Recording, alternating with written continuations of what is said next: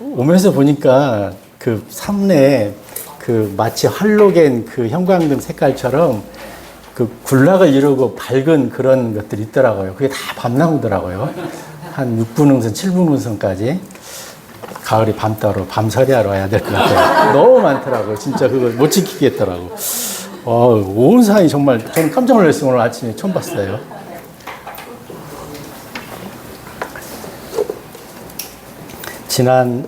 벌써 지지난주네요. 그 설교 잘 들었습니다. 앞으로 매주 5주는 책임지셔도 될 것 같고요. 너무 감동적이었어요. 역시 그 강단에 많이 쓰셨던 경험이 있으셔가지고, 전달력이나 내용적으로 참 좋았습니다. 우리 김기세님, 오미영님 반갑습니다. 이렇게 또 뵙게 돼서 계속 뵀으면 좋겠어요. 오늘은 그 영적인 부익부와 빈익빈의 원리라는 제목으로 말씀을 좀 나누려고 합니다. 그 오늘 본문 말씀은 마태복음 13장 11절, 12절인데요. 말씀 본문 읽고 기도하고 그렇게 시작하겠습니다. 마태복음 13장 11절, 12절입니다. 제가 읽겠습니다. 그분께서 그들에게 대답하여 이같이 말씀하셨느니라. 이는 하늘의 왕국의 신비들을 아는 것이 너희에게 주어지나 그들에게는 그것이 주어지지 아니하기 때문이라. 이는 누구든지 가진 자에게는 주어질 것이요 그는 더욱 풍요하게 가질 것이기 때문이라. 그러나 누구든지 갖지 않은 자는 그가 가진 것마저도 그에게서 빼앗기리라. 아멘. 하나님 아버지 감사합니다. 주님의 생명의 말씀이 선포되게 하시고 또 죽어있는 혼들이 구원받게 하시며 또 우리의 삶에 주님의 영 안에서 주님이 주시는 풍성함 가운데 살게 하시니 감사를 드립니다. 주님이 아침에 이 생명의 말씀이 선포될 때 주님 함께하여 주시고 오직 주님께만 영광이 되게 도와주시옵소서. 또 준비된 말씀이 잘 이해되어질 수 있도록 우리 각자의 지각을 열어주시옵소서. 구원받지 않은 혼은 구원받게 도와주시고 또 우리가 구원받았으면 영적인 삶의 원리를 잘 배워서 주님께 영광 돌리는 그러한 삶을 살 수 있도록 인도하여 주시옵소서. 감사드리며 우리 주 예수 그리스도 이름으로 기도하였습니다. 아멘. 얼마 전에 그 페이스북 그 친구가 글을 올린 것을 제가 본 적이 있어요. 그는 서울에 이렇게 1~20만이 모이는 대형교회에 출석하고 있습니다. 그가 올린 그 유학본, 그 교회도 성경에 이렇게 그 설교의 유학본들을 이렇게 배부를 하는 것 같더라고요. 거기에 보면은 다윗의 복을 받는 3대 매뉴얼이라는 이런 설교 유학본으로 그날 설교를 했던 것 같아요. 거기에 보니까 첫 번째가 주일 성수, 이게 주일을 잘 지키는 것. 그 다음에 두 번째는 교회 중심, 교회에 잘 모이는 것. 그리고 세 번째는 축도를 사모하는 것, 목사님의 축도를 사모하는 것. 이런 그 요약으로 선포를 했더라고요. 그래서 저는 이제 이 내용을 보면서 이 복이라는 것, 그 제목부터가 마음에 좀 걸렸고, 하나하나의 항목을 찾아보면은 참 이 땅에 맞지 않는 거잖아요. 제가 이거를 그 비난하려고 얘기하는 게 아니라, 우리가 습관적으로 알고 있고, 습관적으로 신앙생활을 하고 있는 것 중에 많은 것들이 좀 성경과 벗어나 있는 것들이 의외로 많다. 이걸 좀 말씀드리고 싶습니다. 그래서 실제로 우리가 구약시대의 그 땅의 복, 물질의 복은 신약시대에 적용할 수 없잖아요. 우리는 영적인 복을 누리고 사는 세대이고 신약시대는 그렇습니다. 그리고 우리가 그리스도적인 영적인 복을 받는다는 것은 마치 어떤 매뉴얼을 만들어 놓고 그것을 이렇게 지킴으로써 복을 받는 게 아니라는 거죠. 만약에 어떤 매뉴얼대로 내가 어떤 삶을 지켜간다면은 이것은 신앙이 아니고 종교가 되는 것입니다. 그래서 우리는 이런 부분에 좀 조심해야 된다는 거죠. 우리의 신앙생활은, 영적인 신앙생활은 기독교라는 것은 예수님과 내가 인격 대 인격으로 만나는 것. 그래서 예수님을 통해서 생명을 나누는 이게 기독교라는 것이죠. 그런데 그 교회는 사실 부목사님만 해도 100여 명이 되거든요. 성도가 10만이 넘고 거의 20만이라고 하니까. 그런데 이런 비성경적인 내용들이 그냥 자연스럽게 배포되고 있고 또 공중파를 타고 나가도 아무런 문제가 되지 않는다는 것이죠. 우리가 그렇게 영적으로 어두운 시대에 살고 있다는 것입니다. 분명히 지금은 낮인데 영적인 상태는 굉장히 어두운 밤이라는 것입니다. 그래서 우리가 성경이 장식품이 아니라는 거예요. 성경책은. 기록된 성경의 말씀은 하나님의 영이요 생명이라고 그랬습니다. 요한복음 6장 63절에. 그래서 우리가 성경의 말씀을 모르면은 우리가 영적으로 계속 미숙한 상태로 살아갈 수밖에 없어요. 누가 어떤 것을 주장해도 그거에 대한 분별력이 안 생긴다는 것이죠. 육체의 삶과 마찬가지로 영적인 삶도 우리가 먹지 않고 자랄 수는 없다는 것입니다. 우리가 음식을 먹어서 우리의 육신의 건강을 유지하듯이 영적인 삶도 영적인 양식, 성경 말씀, 말씀으로 오신 예수님을 알고 먹을 때 우리가 건강해질 수 있다는 것입니다. 그래서 우리가 기록된 성경 말씀이 영이요 생명이라면 이것을 부지런히 내가 먹고 섭취함으로써 건강할 수 있다는 것입니다. 그래서 우리가 성경을 모르고 공부하지 않으면 우리는 잘못된 길로 자연스럽게 곁길로 갈 수 있다는 것입니다. 주님이 말씀하시기를 그런즉 그분께서 그들에게 한 가지 비유를 말씀하셨느니라. 눈먼 자가 눈먼 자를 이끌 수 있나니 그들이 둘 다 도랑에 빠지지 않겠느냐. 눈먼 자가 눈먼 자를 이끈다면 둘 다 도랑에 빠진다는 것이죠. 인도하는 자도 빠지고 인도함을 받는 자도 빠진다는 것입니다. 누가복음 6장 39절 말씀입니다. 그래서 우리의 의도와는 상관없이 우리가 말씀을 모르면 나도 모르게 자연스럽게 도랑으로 빠지는, 이단으로 빠질 수 있다는 거죠. 사실 처음부터 이단 교회에 나가고 싶은 사람이 어디가 있었겠어요. 저는 그 이단의 교주도 처음부터 이단화 되고 싶지 않았을 거라고 저는 생각해요. 그런데 이 성경을 잘못 이해하고 잘못 적용해 가다 보니까 결국은 끝이 잘못되게 되었다는 것이죠. 그래서 성경적이지 않는 내용을 선포해도 성도들이 아멘으로 화답하면 목사는 말씀 준비에 별로 고민하지 않게 되겠죠. 그냥 내 말을 해도 내 생각을 전해도 다들 받아주고 아멘으로 받아주니까 그게 점점점 내성이 생긴다는 것이죠. 저는 그래서 이걸 어떤 특정 교회나 어떤 특정한 누구를 비난하려고 말씀하는 게 아니고요. 시대가 그만큼 악하니까 진리와 비진리가 혼재되어 있으니까 우리가 깨어 있어야 된다는 것입니다. 깨어 있다는 것은 우리가 말씀에 조금 밝게 우리 자신이 노출되어 있어야 된다는 것이죠. 그 진리의 말씀을 바르게 나누어 너 자신을 하나님께 인정받는 일꾼으로 나타내도록 공부하라고 하나님 말씀하십니다. 디모데전서 2장 19절 말씀입니다.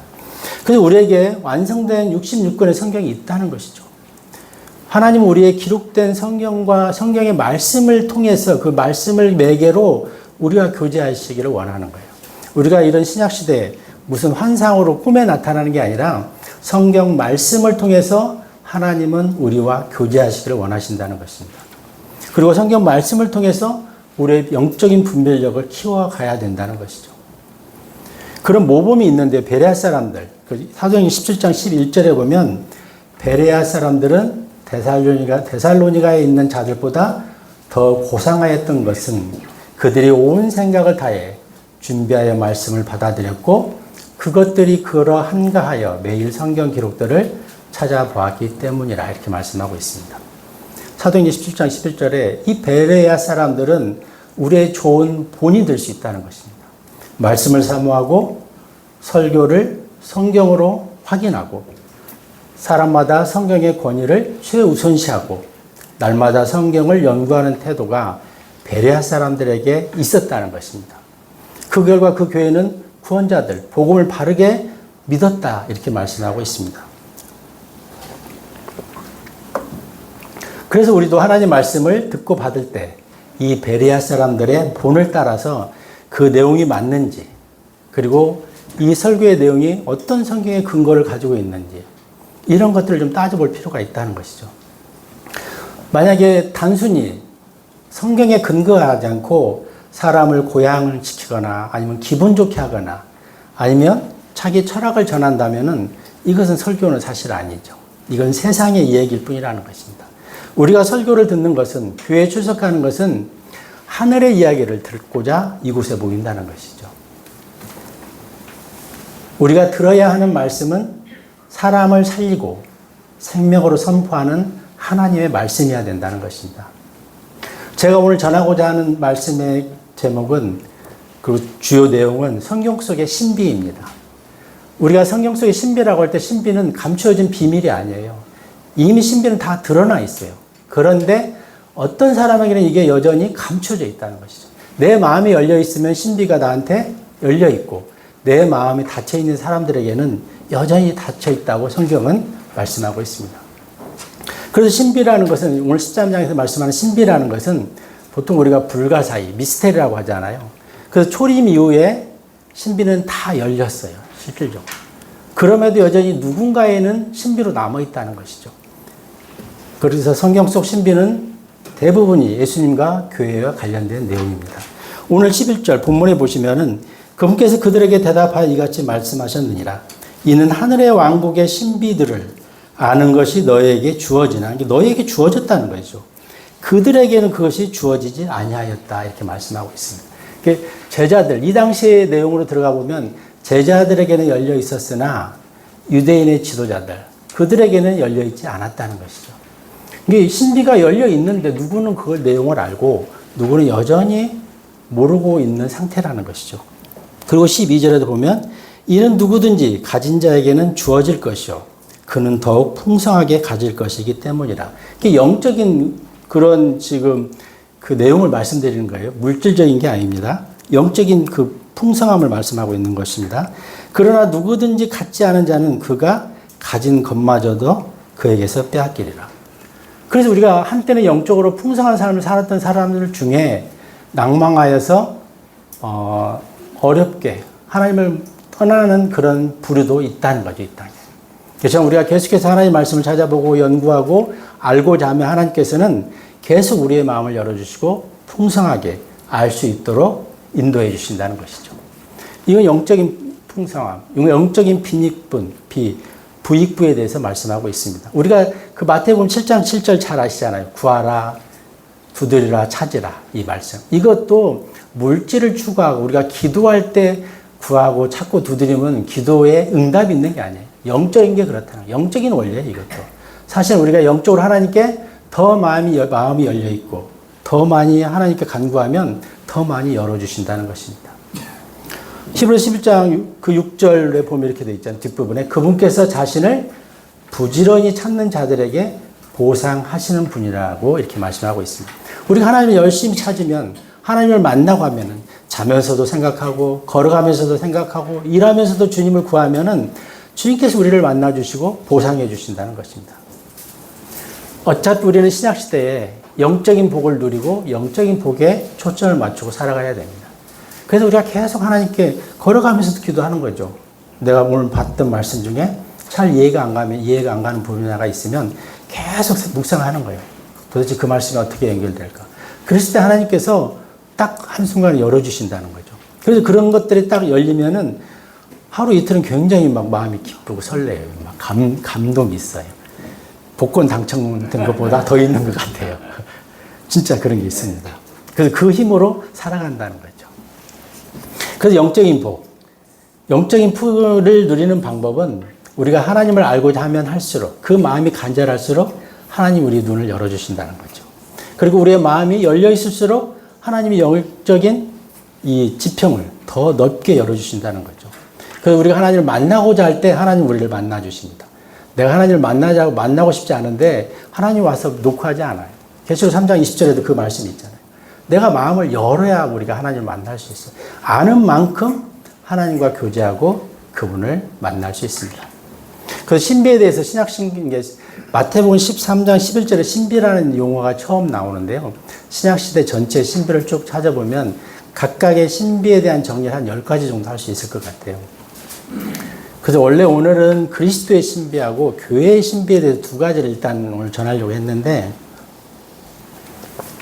시간이 좀 길어질 것 같아서 그리스도의 신비만 좀 중점적으로 전하려고 합니다. 너무 또 설교가 길어지면 처음 오신 분이나 이제 오시기 시작하신 분들은 질리할 수 있으니까 좀 시간 조절을 하도록 하겠습니다. 골로새서 2장 2절 한번 보실까요? 골로새서 2장 2절.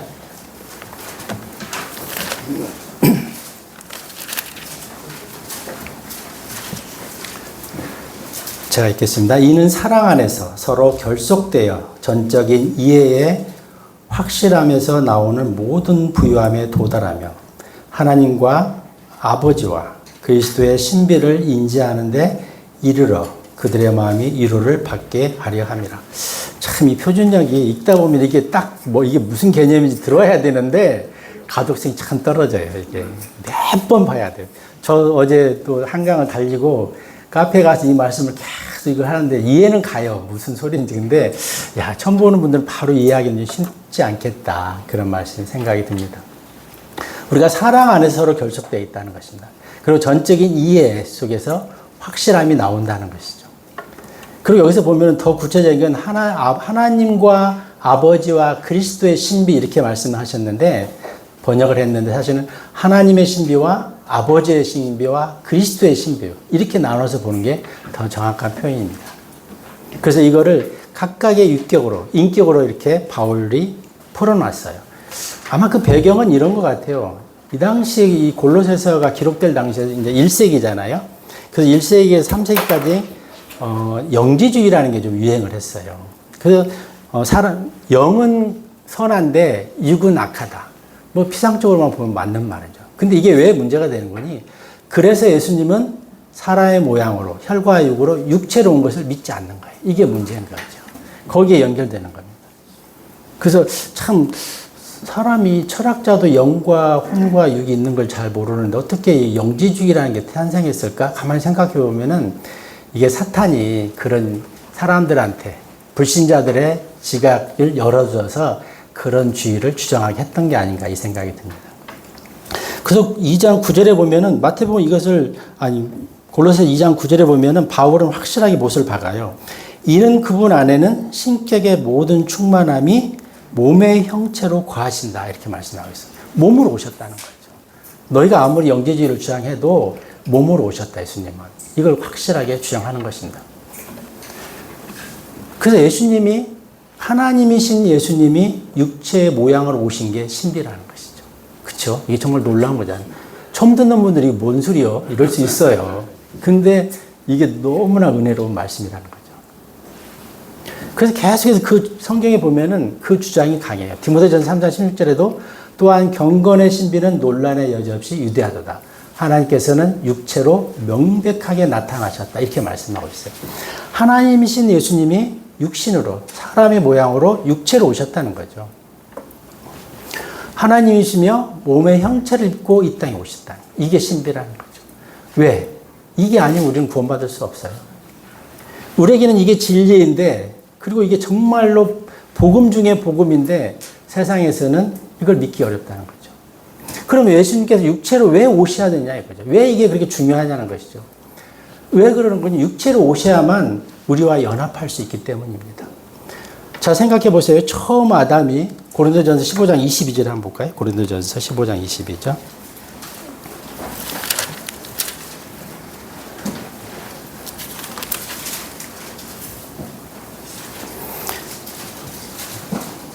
시간 전략을 위해서 제가 읽을게요. 이는 아담 안에서 모두가 죽는 것 같이 바로 그리스도 안에서도 그렇게 모두가 살게 될 것이기 때문이다. 고린도전서 15장 22절입니다. 우리가 아담 안에 있었잖아요. 아담 안에서 그러고 죽었잖아요. 아담의 죄로 인해서. 마찬가지로 예수님이 마지막 아담으로 오신 거, 육체로 오셔야만 우리가 그 안에 또 있다는 거죠. 우리가 그걸 믿음이라고 하죠. 우리가 아담 안에서 죽었던 우리가 쭉 계보를 따라 올라가면 아담을 만나잖아요. 근데 우리가 믿음으로 이 다리를 걷는 거예요. 마지막 아담, 예수 그리스도한테. 그래서 사람으로 말하면 둘째 사람인 거예요. 우리는 첫째 사람에서 죽었던 우리 혼이 이제 둘째 사람, 마지막 아담을 통해서 그분 안에 있음으로써 우리는 산 영이 된다는 것이죠. 그 말씀이 뒤에도 나오니까요. 또 그때 설명드리도록 하겠습니다. 그래서 예수님께서 우리를 살리시기 위해서 사람의 모양으로 오셔야만 한다는 것이죠. 그래서 마지막 아담으로 둘째 사람으로 오신 분이 예수 그리스도시라는 것입니다. 그래서 처음에 하나님께서 우리가 다 아시다시피 말씀으로 다 창조하셨잖아요. 모든 것을. 근데 그 말씀으로 창조한 세상을 사탄이 엉망으로 만들어버렸어요. 그리고 하나님의 형상으로 창조된 인간도 사람도 타락해서 더 이상 하나님과 같이 있을 수 없는 분리시켜버렸다는 것이죠. 그래서 우리는 첫째 아담 안에서 다 죄로 죽을 수밖에 없는 존재가 다 되었다는 거죠. 그래서 이제 마지막 아담으로 예수님이 오셔서 믿음이라는 사다리를 통해서 그분 안에 우리가 다 살게 하시려고 오셨다는 것입니다. 그래서 하나님께서는 예수님이 처음에는 말씀하러 세상을 말씀으로 창조하셨는데 이제는 직접 그 창조주께서 사람의 모양을 입고 오셔서 새 창조를 이루셨다는 것이죠. 그래서 고린도후서 2장 21절에 아시다시피 죄를 알지도 못하는 분이 사람의 모양으로 오셨다는 것이죠. 빌립보서 2장 7절 8절 한번 보실까요? 빌립보서 2장 7절 8절입니다. 저는 빌립보서 2장 7, 8절을 보면은 그 그리스도의 믿음이라는 게 뭘까? 그 구절이 그 말씀이 딱 생각나거든요. 빌립보서 2장 7절 8절 같이 한번 읽어볼까요? 그러나 스스로 이름 없이 되셨으며 자기 위에 종의 형체를 취하셨고 사람들과 같은 모습이 되셨느니라. 그리고 사람과 같은 모양으로 발견되신 그분께서는 스스로 겸손하셔 죽음 곧 십자가의 죽음에 이르기까지 순종하셨느니라. 여기서 보면 일단 이름 없이 오셨어요. 죄의 종의 형체로 오셨다는 거예요. 한번 생각해 보세요. 창조주신데 그 창조주가 피조된 그 창조물인 사람을 구원하기 위해서 종의 형체로 이름 없이 오셨다는 거죠. 그리고 사람과 같은 모습으로 오셨다는 거죠. 그리고 겸손하시어 죽음으로써 십자가의 죽음을 통해서 우리를 구원해 주셨다는 거죠. 왜 예수님이 죽어야 되는지 좀 이따 말씀드리도록 하겠습니다. 그래서 예수님이 사람의 모양으로 직접 오신 거예요. 그래서 새 창조를 이루셨다는 거예요. 그리고 십자가의 죽음으로써 그 십자가의 죽기까지 순종하심으로써 우리한테 새 생명을 선물로 주셨다는 거죠. 이게 새 창조라는 것이죠. 모든 게 은혜라는 거죠. 첫 창조는 사실 어떻게 보면 온 우주를 창조하셨다면 예수님이 하나님이신 예수님이 둘째 사람 마지막 아담으로 오신 이 사건은 전적으로 인간을 피조된 인간을 타락한 인간을 구원하기 위해서 오신 것입니다. 그래서 전적으로 구원받은 사람 인간을 구원하기 위해서 오신 게 예수님의 성육신이라는 것이죠. 히브리서 2장 14, 15절 보시겠습니다. 왜 죽으셔야 했는지. 히브리서 2장 14, 15절입니다. 한번 잘 들어보세요. 그런즉 자녀들이 살과 피에 참여하는 자들인 고로 그분께서도 친히 이와 같이 동일한 속성을 취하셨느니라. 우리가 육신으로 되어 있기 때문에 예수님도 그렇게 속성을 가지고 오셨다는 거죠. 이는 그분께서 죽음을 통하여 죽음의 권능을 가진 자 곧 마귀를 멸하려 하심이라. 예수님께서 내가 죽어야 되는데 나를 대신해서 죽으심으로써 마귀가 가졌던 죄와 사망의 권능을 파멸시켰다는 거죠. 파괴했다는 거죠. 15절에 죽음을 두려움으로 인하여 자신들의 전생애 동안 속박되어 종속된 자들을 구출하려 하심이라. 모든 사람은 본능적으로 죽음을 두려워합니다. 죽음에 속박되어서 사는 거죠. 우리가 아무리 세상이 힘들어도 죽을까봐 늘 불안, 염려, 초조하잖아요.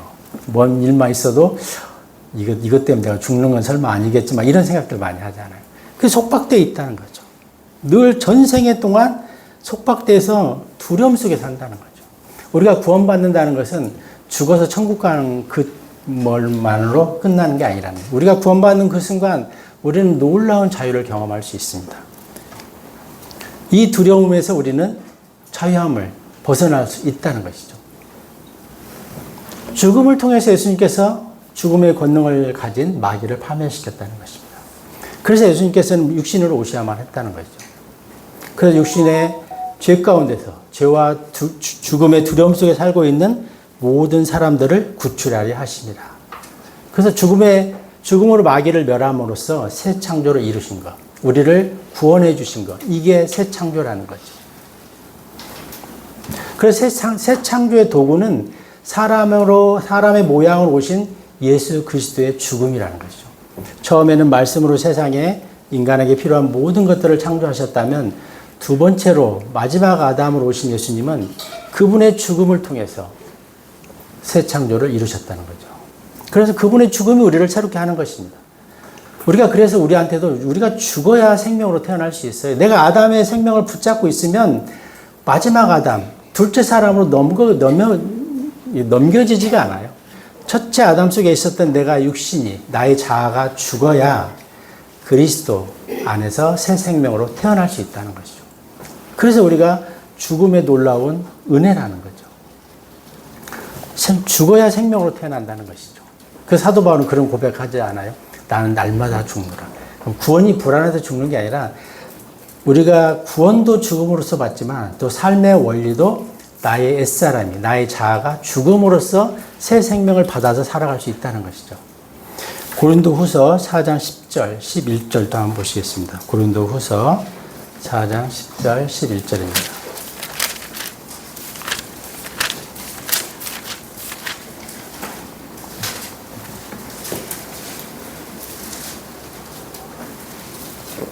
제가 한번 읽어보겠습니다. 4장 10절입니다. 우리가 주 예수의 죽음을 항상 몸에 지니고 있으니 예수님의 생명 또한 우리의 몸 안에서 명백하게 나타나게 하려 함이라. 이는 살아있는 우리가 예수님으로 인하여 늘 죽음에 넘겨지기 때문이니 예수님의 생명 역시 우리의 죽을 수밖에 없는 육신 안에 명백하게 나타나게 하려 함이라. 우리가 살아있다고 하지만 이게 예수님의 죽음 안에서 내가 과거의 나의 옛사람이 죽어야 그리스도 안에서 새 생명으로 부활했다. 새 생명으로 태어날 수 있다는 것입니다. 이거를 지금 강조하고 있는 것입니다. 그래서 내가 항상 죽음을 몸에 지니고 산다고 하잖아요, 바울은. 왜? 예수님의 생명으로 살기 위해서. 그러니까 우리가 구원받는 것도 내가 사실은 아담 안에 있었던 내가 죽어야 그분을 내가 새 생명으로 받아들일 수 있는 것처럼 영적인 삶도 계속 그분 안에서 그분의 생명으로 살아간다는 것이죠. 내가 사는 길은 첫사람이 죽어야 돼요. 죄의 몸이 죽어야 새 생명을 받을 수 있습니다. 내가 죽는다는 것은 여기 11절에 보면은 예수님의 죽음 안으로 들어간다 이렇게 표현하고 있거든요. 그래서 죄인이 사는 길은 우리 자신이 예수님의 죽음 안으로 들어가야 된다는 거예요. 이 말은 예수님의 죽음에 내가 참여해야 된다는 것이죠. 그래야 예수님의 생명이 우리 안에 들어올 수 있다는 거죠. 이게 참 하늘의 얘기다 보니까 처음 들으면 참 이게 뭔 소리인지 할 수 있는데 좀 죄송해요. 그래도 쭉 듣다 보면 믿음은 들으면서 나기 때문에 이해가 언젠가는 될 겁니다. 로마서 6장 4절 한번 보시겠습니다. 로마서 6장 4절입니다.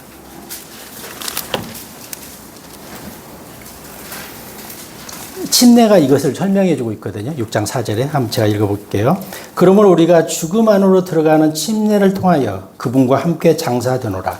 이게 죽음 안으로 들어가는 그분과 내가 침례를 통해서 그분과 함께 내가 죽었다는 거죠. 이는 그리스도께서 아버지의 영광을 통하여 죽은 자들로부터 일으켜지신 것 같이 바로 그렇게 우리도 생명의 새로움 가운데 살아나게 하려 함이라. 이렇게 말하고 있어요. 이게 침례라는 게 잠기다, 연합하다, 하나가 된다는 의미예요. 그래서 예수님께서 우리가 이거를 이제 좀 다른 말로 하면 성령 침례라고 하는데 예수님께서 십자가에 죽으실 때 나도 거기에 있었다는 거죠. 그리고 예수님께서 죽음에서 부활하실 때 나도 거기에 있었다는 거죠. 이게 침례가 상징하는 의미입니다. 이것을 우리는 믿음이라고 그냥 통칭하면 돼요. 내가 그렇게 믿는 거죠. 내가 그렇게 받아들이는 거예요. 내가 예수님과 함께 죽었고 그분과 함께 살아났다는 거죠. 이게 침례를 통하여 함께 내가 죽었고 또 그렇게 되면 죽음으로써 새로운 생명 가운데 살아나게 됐다는 것이죠. 그래서 침례는 내가 그리스도와 함께 죽고 다시 살아났음을 의미하는 것입니다. 우리가 물에 잠길 때 나의 과거의 옛사람은 죽었고 일으켜질 때 다시 살아났다. 이런 의미를 상징적으로 보여주고 있습니다. 그래서 십자가라는 데는 단지 예수님께서 나의 죄를 대속해 주신 장소가 아니라 그 장소는 나와 예수님이 함께 죽었던 장소라는 거죠. 그래서 갈라디아서는 그렇게 말씀하시잖아요. 내가 그리스도와 함께 십자가에 못 박혀 있나니 그러잖아요. 내가 죽어 있다는 거죠. 그게 살아나면 안 돼요. 자꾸 살아나죠. 육신 가운데 우리가 삶 속에서 그걸 경계해야 됩니다. 그래서 내가 그 갈보리 십자가에 나도 함께 있었다는 것입니다. 그래서 예수님과 함께 죽었고 이제 새로운 생명으로 나는 태어났다는 거예요.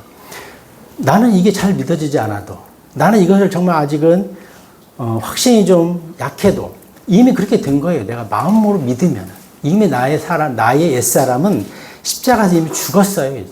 그리고 그리스도의 새 생명으로 산다는 거예요. 이게 믿음이라는 거예요. 처음 들으면 좀 믿음이라는 게 어렵기도 한데 너무 쉬워요. 이 믿음은 정말 구원에 이런 거예요. 우리가 목마른 물을 마시잖아요. 그와 같이 그냥 구원 받는 거예요. 목마른 사람이. 내가 죽었다는 걸 알고, 내가 죄의 두려움 속에 사는 걸 알고, 내가 사망의 두려움 속에 살아서 내가 이 길에서 뭔가 벗어나고 싶다. 마치 목마른 자가 물을 찾는 것처럼 내가 이 길에서 벗어나고 싶다. 그래서 그 예수님을 나의 구주로 마시면, 받아들이면 구원받는 거예요. 물 마시는 것하고 똑같습니다. 너무 쉬워요. 그래서 사람들이 잘 못 믿는 것 같아요. 그래서 너무 구원이 힘들어요. 만약에 뭐 교회를 하나 열심히 돈 벌어서 건축하면 너는 구원받는다. 그러면 다 받을 거예요. 땅 1000평만 네가 기부하면 구원받는. 이렇게 만약에 어떤 행위로서 구원받게 한다면 다 받았을 것 같아요. 근데 그게 아니라 너무너무 쉬워요, 구원이. 물 마시잖아요, 우리가 목마르면. 그보다 더 쉬운데 그래서 사람들이 믿는 걸 어려워하는 것 같습니다. 고린도전서 15장 45절 한번 보시겠습니다. 고린도전서 15장 45절입니다.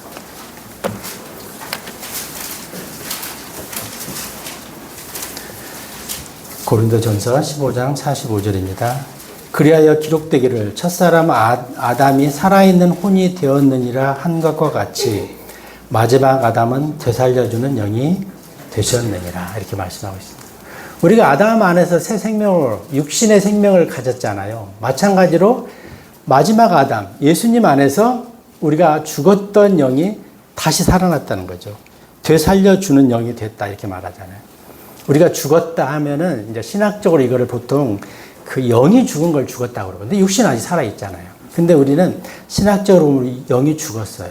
그리고 하나님과 이것을 단절됐다. 하나님과 관계없이 살고 있다. 이렇게 표현하잖아요. 이게 죽은 거예요. 이걸 성경에서는 죽었다고 표현합니다. 그런데 예수님을 내가 받아들이는 순간 내 죽었던 영이 되살아난다는 거죠. 45절 이렇게 말씀하고 있잖아요. 성경이 말씀하면은 성경은 진리이기 때문에 그렇다는 거죠. 그래서 예수님을 내가 믿을 때, 받아들일 때 내 영이 살아나는 거예요. 죽었던 영이. 그럼 우리는 그 그리스도를 통해서 영원한 생명을 얻는 거죠. 왜? 요한일서 5장에 보면은 그리스도 안에, 예수님 안에 영원한 생명이 있다고 그랬거든요. 예수님을 내가 받아들이면 그 영원한 생명도 같이 포함돼서 오는 거라는 거죠. 처음에는 좀 개념이 좀 그렇긴 한데 어쨌든 그렇게 우리가 받아들일 수 있습니다. 로마서 6장 6절에도 보면은 우리의 옛사람은 그분과 함께 십자가에 못 박히나니 이는 그 죄의 몸이 멸망받게 하려 하며 이후로는 우리가 죄를 섬기지 않게 하려 합니다. 그래서 우리가 로마서 6장 6절도 강조하는 게 우리의 옛사람이 십자가에 못 박혀서 죽었다는 거죠. 이것을 우리가 그냥 그대로, 말씀 그대로의 사실을 내가 받아들이는 것, 이것을 믿는 거라고 그래요. 믿음이라는 것은 어떤 목소리에 액센트를 줘서 강조하는 게 아니라 받아들이는 것. 성경 말씀을 그대로 내가 마음으로 받아들이는 걸 우리는 믿는 거다. 이렇게 말하고 있습니다. 그 로마서 6장 6절에 우리가 그분과 함께 십자가에 못 박혔다. 죽었다는 것입니다. 왜? 죄의 몸이 멸망받게 하려고. 그래서 이제는 죄를 섬기지 않고 새로운 생명으로 살기 위해서 그렇다는 것입니다. 그래서 옛사람은 십자가에 못 박혀 있어야 합니다. 죄의 몸은 죽어야 하는 거죠. 내가 막 뭔가 선행을 하려고, 내가 인간답게 살려고 노력할 필요가 없어요. 내가 죽으면 돼요. 나의 옛사람이 십자가에 못 박혀 있으면 됩니다. 그러면 우리는 자연스럽게 서서히 죄를 섬기지 않게 된다는 것이죠. 이게 굉장히 영적인 통찰을 주는 말씀이에요. 그 십자가는 예수님 단순히 사람의 죄를 용서해 주기 위해서 대속의 제물로, 희생 헌물로 죽은 장소라기보다는 플러스 알파가 있어요. 나도 거기에 같이 죽었다는 거. 그거를 꼭 기억해 주시기 바랍니다. 나도 하나님과 하나가 돼서, 예수님과 하나가 돼서 거기서 같이 죽었다는 거죠. 갈라디아서 5장 16절을 한번 보시겠습니다. 갈라디아서 바로 뒤에 있을 것 같은데, 고린도후서 뒤에. 갈라디아서 5장 16절, 17절입니다. 누가 한번 읽어주실래요? 그런데 내가 이것을 말하니 성령 안에서 살아가라. 그리하면 너희가 육신의 중욕을 이루지 아니하리라. 이는 육신이 성령을 대적하여 중욕을 부르며 성령은 육신을 대적하기 때문이라.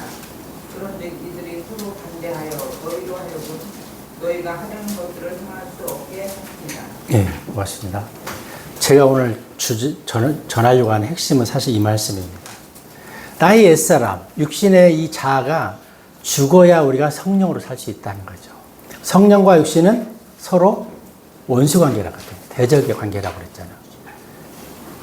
내가 여전히 육신으로 살려고 하면은 성령님은 그냥 옆에 구경만 하고 계실 수밖에 없다는 거죠.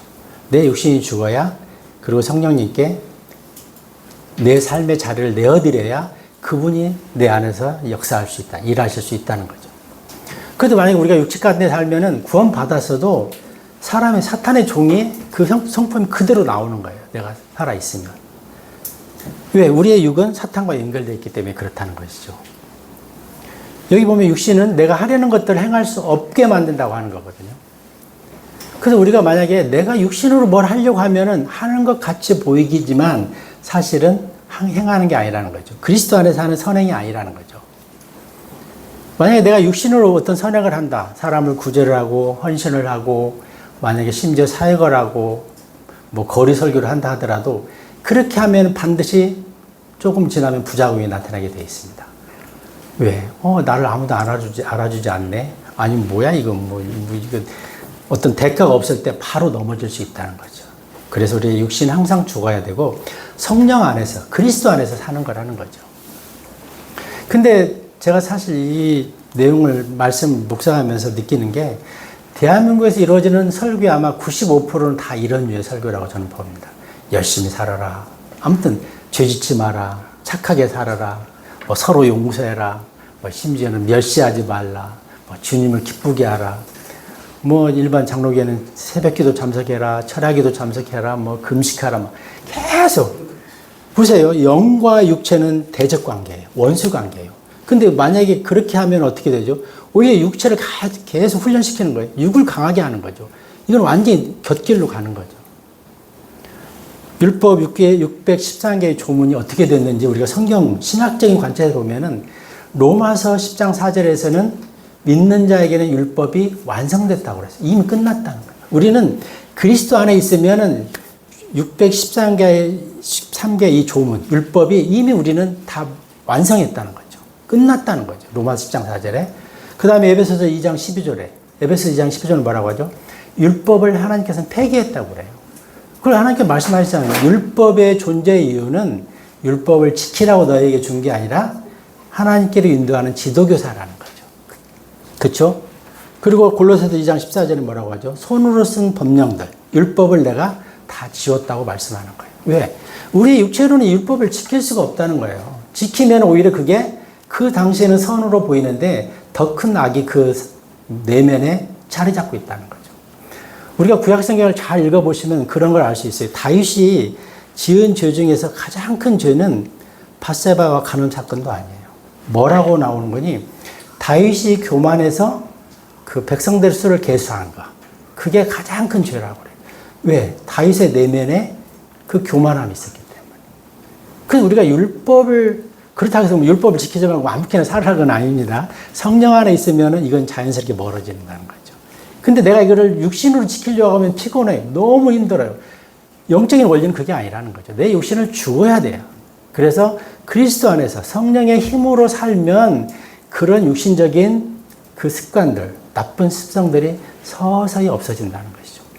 하나님 우리 만약에 내가 뭐를 지켜서 내 율법의 훈련을 통해서 내가 거룩해진다면 예수님 굳이 오실 필요 없어요. 야, 니네 율법 613개 잘 지켜라. 잘 지키면 오케이. 구원. 만약에 못 지키면 야고보서 있잖아요. 하나라도 어기면 너희는 죄인이다. 이렇게 할 수 있잖아요. 안 된다는 거죠. 우리는 안 되기 때문에 하나님이신 예수님이 오셔야만 했던 거예요. 그래서 그분이 율법을 완성하셨고 지워버렸고 뭐라고 또 하셨죠? 폐기했다는 거죠. 그 사람 근본이 죄인이라는 거죠. 창세기 6장이 뭐라고 하죠? 우리는 상상하고 생각하는 게 항상 악할 뿐이라고 말씀하잖아요. 그 다음에 뭐죠? 에레미야 17장 9절. 우리는 17장 9절이죠. 네. 뭐라고 하죠? 하나님께서 만물보다 모든 것보다 부패한 게 사람의 마음이라는 거죠. 하나님 너무 잘 아세요. 우리 형편을. 근데 교회는 계속 뭔가를 지키라고 만든 아니라는 거죠. 오히려 육신은 죽어야 되는데 그 설교를 듣다 보면 내가 육신을 강화시켜야 되는구나. 내 육신을 뭔가 강하게 해서 오히려 성령의 힘을 제하게 만들어 버린다는 거예요. 이게 너무 불편하죠. 이런 설교를 들으면. 근데 제가 이 말 해도 되나? 우리 진리침대 계속 이런 말씀이 선포가 돼요. 내가 이 말을 안 하려고 했는데 너무 마음이 어려워요, 솔직히. 그러다 보니까 이렇게 또 연결이 되네요. 아니, 그러면 하면 안 돼. 어쨌든 사람은 처음부터 안 되는 존재라는 거예요. 안 살아봤기 때문에, 성령으로 안 살아봤기 때문에 그런 말을 하는 거예요. 제가 독립침례교회 오고 세대주의를 알면서 가장 마음에 즐거워 기쁨이 있었던 게 이 진리를 아는 거예요. 이건 정말로 신비 중에 신비라는 거죠. 근데 대한민국의 95% 이상은 이런 류의 설교가 증거되고 있어요. 그래서 우리가 안 되는데 너무 힘들어요. 신앙생활 하기가. 교회생활, 진리 안에서 우리가 자유해야 되는데 자유함을 얻지 못한다는 거죠. 계속 매이는 거죠. 여전히 구원은 받아서. 하나님께서 육체의 모양으로 오셔서 율법을 완성하셨고 다 이루셨다는 거잖아요. 하나님께서 십자가에서 뭐라고 했어요? 내가 다 이루었다는 거잖아요. 다 이루었어요. 내가 할 것은 하나도 없다는 거죠. 나는 단지 그리스도의 그 생명을 은혜로 받아서 살아가는 거라는 거죠. 이게 은혜라는 거죠. 우리 은혜라는 것은 처음도 은혜요, 마지막, 끝도 은혜라는 거죠. 우리는 은혜로 시작해서 은혜로 삽니다. 이것을 달리 말하면 복음에는 하나님 의가 믿음에서 믿음까지 계시되어 있다고 하잖아요. 우리는 믿음으로 살고 믿음으로 인생을 마무리 지어야 된다는 것입니다. 예레미야 2장 22절 한번 볼까요?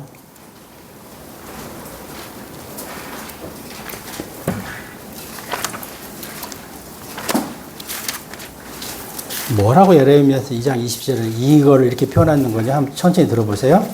이는 내가, 이게 너가 초석으로 너를 씻고, 초석이라는 게 참 말이 어렵죠.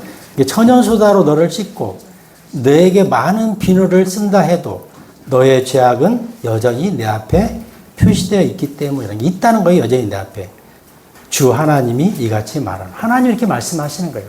내가 아무리 노력하고 내가 아무리 선행을 하려고 하고 내가 아무리 인간적으로 인간답게 살려고 해도 안 된다는 거죠. 천연소다로 씻어도 안 되고 많은 비누를 써도 안 된다는 거죠. 하나님 이걸 너무나 우리를 잘 아세요. 그래서 우리가 구원을 만약에 도 닦는 심정으로 고행을 통해서 받는다고 하면은 아무도 받을 사람 없죠. 왜? 기준치가 없으니까. 어느 정도 해야 구원받는 게 없잖아요. 아니라는 거예요. 우리가 목마른 자가 물을 마시는 것처럼 그냥 내가 죽었구나. 죽어있는 존재구나. 그래서 내가 늘 두려움이 있고 내가 이렇게 살아도 힘들고 저렇게 살아도 힘들고 그런 걸 느꼈을 때 그냥 그분을 내가 받아들이는 거. 마치 물 마시는 것처럼 너무 쉽다는 거예요. 이 성경을 다 알아서 구원받는 사람은 하나도 없습니다. 평생을 성경을 연구한 사람도 이 성경을 다 알지는 못해요. 그냥 성령 하나님께서 나에게 보여주시는 만큼, 열어주시는 만큼 그냥 배우면서 가는 거예요. 근데 이것은 놀라운 생명의 책이라 같은 구절을 어제 읽어도 다르고 오늘 읽으면 또 달라요. 내일 읽으면 또 다르다는 거예요. 이게 정말 미스테리예요, 이 책이. 그래서 우리의 노력으로는 안 된다는 거죠. 만약에 된다고 하면은 우리를 이선자로 만드는 것입니다. 그래서 우리는 먼저 과거의 옛사람이 죽어야 된다는 거죠. 그래서 내 힘으로 하려는 일체의 모든 노력을 내려놓고 죽어야 한다는 거죠. 그래서 죄인이 사는 길은 딱 하나입니다. 육신적인 생각이 죽고 그리스도의 영으로 그리스도 안에서 살아갈 때 우리는 살 수 있습니다. 그래서 고린도후서 5장 17절에 그러잖아요. 그리스도 안에 있으면 누구든지 새로운 창조물이다. 그리스도 안에 있어야 돼요. 처음 창조물이 되는 것도 그리스도 안에서. 그 다음에 그 창조물이 새로운 생명으로 살아가는 것도 그리스도 안에서. 이게 하나님의 처방이요 은혜라는 것입니다. 그래서 우리를 살리는 것은 전적인 그리스도의 은혜라는 것이죠. 그래서 로마서 1장 10절에 아까 말씀드렸던 믿음에서 믿음까지 복음이 계시되어 있다는 거죠. 그리스도의 십자가의 죽음이 그것을 증명하고 있다는 것입니다. 그래서 우리는 구원도 은혜요, 죄의 용서를 받는 것도 은혜라는 것입니다. 그리고 우리가 구원받은 후에 이 땅을 살아가는 것도 그리스도의 생명으로 살아가야 된다는 거예요. 이제 구원은 받았으니까 이제부터는 너의 노력으로, 너의 힘으로 살아라가 아니라는 거죠. 그분 안에서 그분이 주시는 은혜 가운데 사는 거라는 거죠. 그래서 기독교는 우리가 기억해야 돼요. 은혜로 시작해서 은혜로 마무리 짓는다. 완성한다는 것입니다. 그래서 이거를 자꾸 우리가 경험하기 전에는 우리가 어느 정도 가능성이 있는 것처럼 느낄 수 있어요. 그래서 계속 이것도 해라, 저것도 해라, 이것은 하지 말라, 저것은 하지 마라. 자꾸 육신의 행위를 강조할 수 있다는 거죠. 그 육신을 십자가에 못 박아야 됩니다. 그래야 새 생명으로 살아갈 수 있다는 것이죠. 이제 이런 걸 주제로 해서 교제하면 가장 이제 많이 나오는 질문이, 그럼 나는 아무것도 할 게 없네. 그냥 가만히 감나무 밑에 입만 벌리고 있으면 되네. 근데 이게 하나 놓치잖아요. 제가 그랬잖아요. 아무것도 하지 말라. 이제 육체는 죽기되 그리스도 안에서 살으라는 거죠. 그리스도 안에서 살면 그게 핵심이라는 거죠. 아무것도 아니라는 거 아니잖아요. 그리스도 안에서 살으라. 그리스도 안에서 산다는 게 뭐죠? 우리가 말씀 안에서 말씀을 그대로 내가 100% 신뢰하고 받아들이는 거예요. 그게 말씀에 그리스도의 능력으로 산다는 게, 그리스도가 나한테 어떤 능력을 부여하는 게 아니라 말씀의 능력으로 산다는 것이죠. 그래서 그 말씀의 능력으로 사는 것, 그게 그리스도 안에서 우리가 선을 행하는 것이기도 합니다. 우리가 그리스도로 살아보지 않았기 때문에, 지금까지 계속 우리가 잘못된 설교를 듣고 그랬기 때문에 그런 좀 생뚱맞은 질문을 할 수가 있어요. 근데 우리가 그리스도로 살아보면 개념적으로는 좀 어려울 수 있어요. 그렇지만 이해할 수 있다는 겁니다. 갈라디아서 3장 2절 3절 한번 보시겠습니다. 갈라디아서, 고린도 후서 다음이죠. 갈라디아서 2장 3장 2절 3절. 누가 한번 읽어주실래요? 갈라디아서 2장 3절입니다. 아니 3장 2절 3절. 내가 너희에게서 이것만을 알아보고자 하노라. 너희가 율법 행위들로 성령을 받았더냐?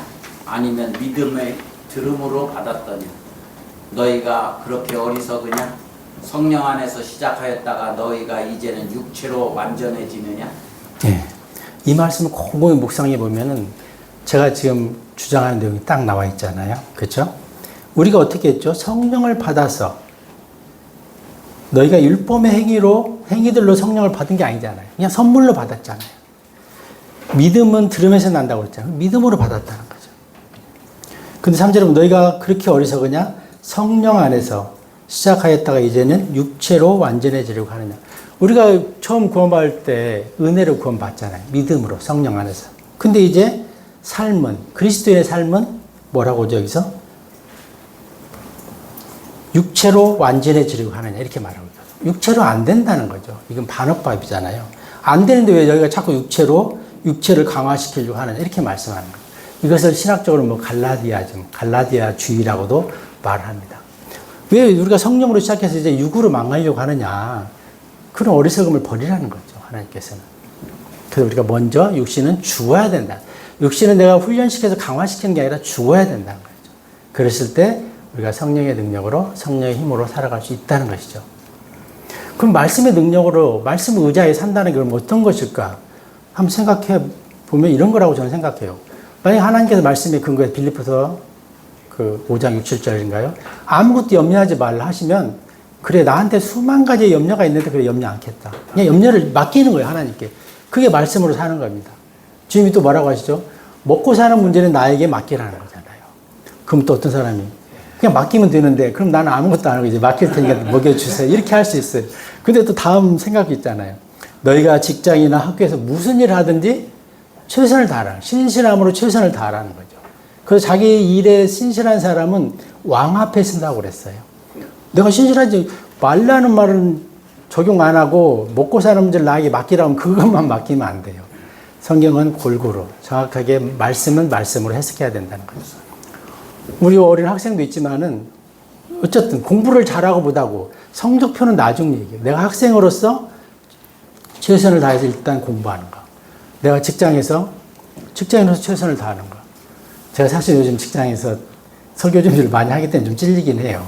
근데 저는 원래 입사할 때 그 조건으로 달았기 때문에 그 생각을 하면 좀 마음이 위로가 되긴 해요.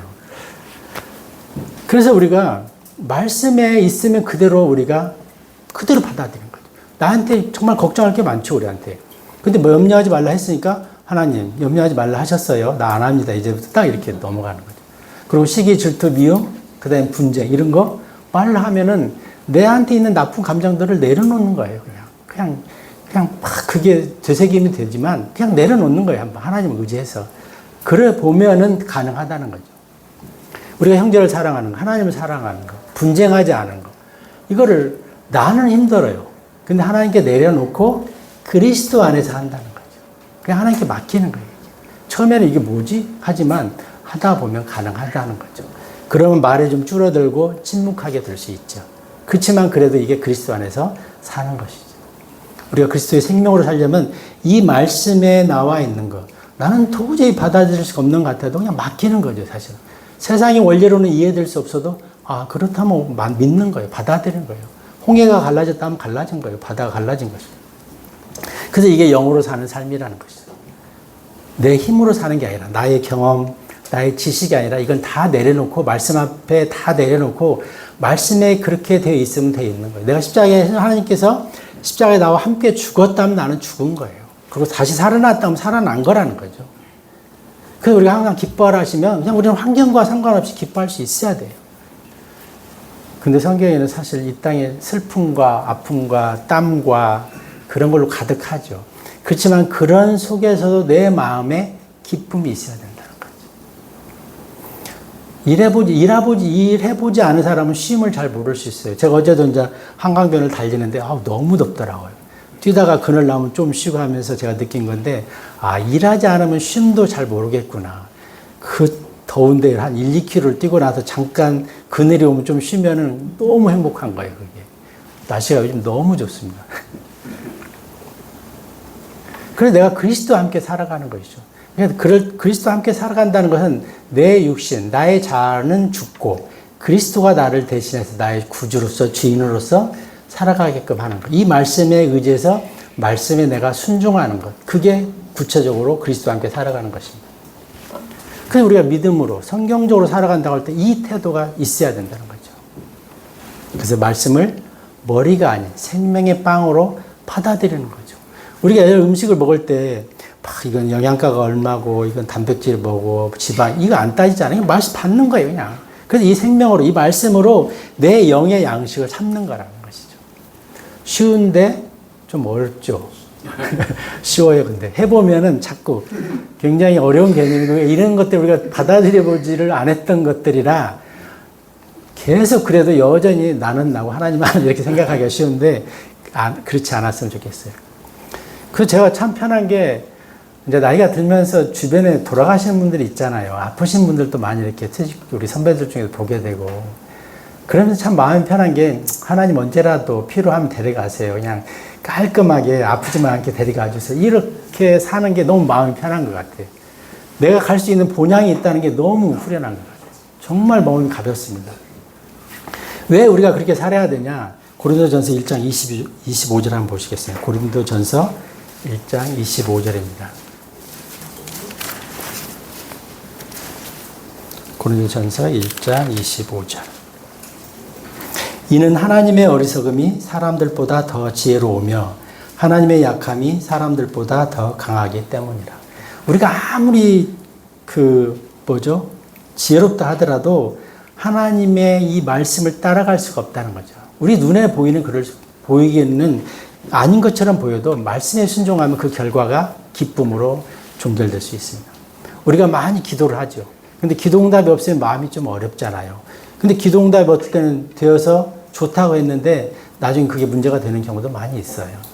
그래서 우리는 우리의 어리석음, 우리가 아무리 지혜롭다 하더라도 하나님 손 안에 있다는 걸 기억하시고 하나님께 순종하는 삶, 이 말씀에 내 삶을 맡기는 삶, 그게 영적으로 우리의 삶을 살아가는 거라고 생각이 됩니다. 여기서 마치는 게 낫겠죠. 만약에 여기서 이제 교회에 신비 들어가면 좀 길어질 것 같아가지고 오늘 여기서 마치기로 하고 우리 갈라디아서 3장 2절 3절을 같이 한번 읽고 마칠까요? 갈라디아서 3장 2절 3절입니다.